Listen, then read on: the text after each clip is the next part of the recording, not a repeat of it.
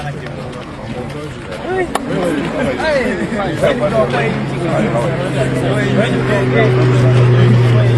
very difficult to do anything when the country is in the situation in which it is right now. And I have been observing what has been going on in the country since morning. Like many of us who are interested in what's happening in the country.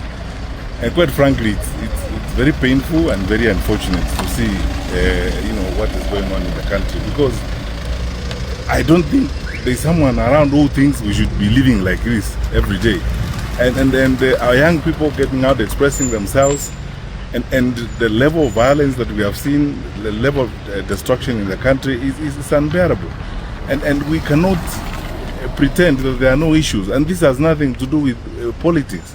Whatever side of the political divide you belong to, these issues need to be addressed. I keep asking this question: how many lives are we going to lose before we start listening and reasoning with each other? Because what is being asked here really is attention, and then to ensure that we work in an inclusive manner to address the challenges that we face. And we cannot pretend that the challenges don't exist, and then we live as if those who are raising questions, or those who are on the streets, like our young active Kenyans, are just doing it for any other reasons except trying to address the real issues that they deal with on a day-to-day basis. So for me and many of us, really, it's a very, very sad day and very painful. If we were a little more open and more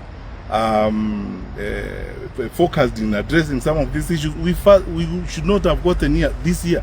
Because when this happened last year, there are promises that were made that were never fulfilled. Personally, I've been thinking, actually, and maybe I'll speak about this some more when I get out and start having conversations with people. We needed an open public inquiry on some of these things, and on all things that are being raised. We cannot go on like this, because the question you ask yourself every day is, how many more lives are we going to lose before we start listening and reasoning with each other? I believe that there must come a time in the life of our country when nothing matters but the country. These questions have asked about inclusion. The questions have asked about what needs to be done in employment, how to handle education, because most of these frustrations, it's true, as some parent was telling me, some of our children are genuinely traumatized. If you have been in university for 2 years or 3 years, you cannot do an exam because you don't have money and so on. What do we expect them to do? It is painful and hurting.